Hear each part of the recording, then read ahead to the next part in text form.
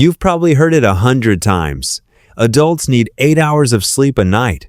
It's printed on wellness apps, repeated by doctors, treated as a biological law almost as fixed as needing food or water. Here's what almost nobody mentions. That number has a history, and it's a lot messier than 8 hours, every night, in one block. Start with the history books. Historian Roger Ekirch spent years combing through diaries, court records, and medical texts from before the Industrial Revolution, and found something that upended what he thought he knew about sleep. Before the 1800s, most people in Europe didn't sleep in one continuous block at all. They went to bed shortly after dark, woke naturally after midnight for an hour or so of quiet activity, praying, talking, having sex, tending a fire, and then fell into a second sleep until dawn. Ekirch has since documented more than 2,000 references to this first sleep and second sleep pattern, some dating back to ancient Greece. It wasn't rare or strange.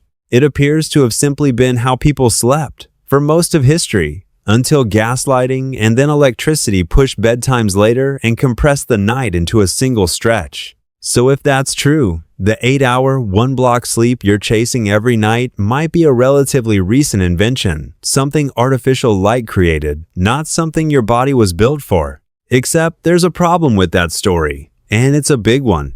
In 2015, UCLA sleep researcher Jerome Siegel wanted to test this directly. Instead of digging through old diaries, he went looking for humans alive right now who still live without electricity, artificial light, or clocks. The Hadza of Tanzania, the San of Namibia, and the Simane of Bolivia. His team strapped sleep tracking devices onto 94 people across these three groups and collected over 1,000 nights of data. If segmented, two-phase sleep really is the ancestral human default, these are exactly the populations that should show it. They didn't. Not one of the three groups slept in two distinct phases. None of them napped during the day. And here's the part that really breaks the 8-hour assumption.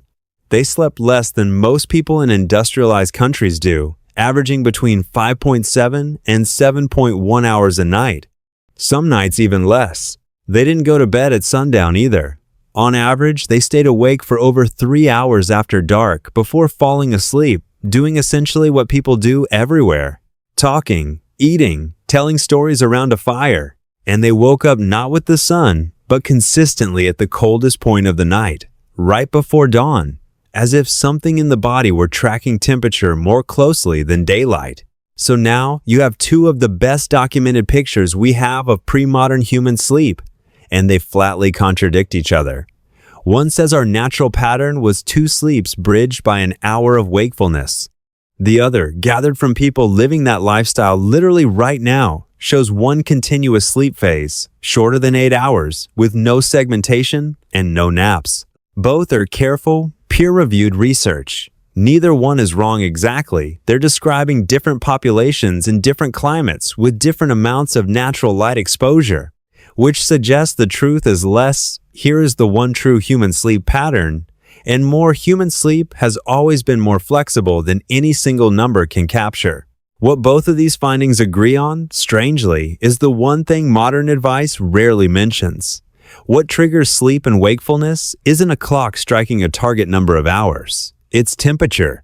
Every population studied, whether sleeping in 1 block or 2, whether for 6 hours or 9, woke up close to the coldest point of the night, the moment the body's internal temperature bottoms out before beginning to rise again toward morning. So the 8-hour rule you've been chasing isn't ancient wisdom, and it isn't a fixed biological requirement either. It's an average, pulled from populations whose sleep already varies by 2 or 3 hours, depending on where and when they live. Tonight, when you're lying awake wondering if you're doing sleep wrong because you woke up at 3 a.m. for 20 minutes, you're not broken. You might just be doing something people have been doing, in one form or another, for as long as there's been a night to sleep through.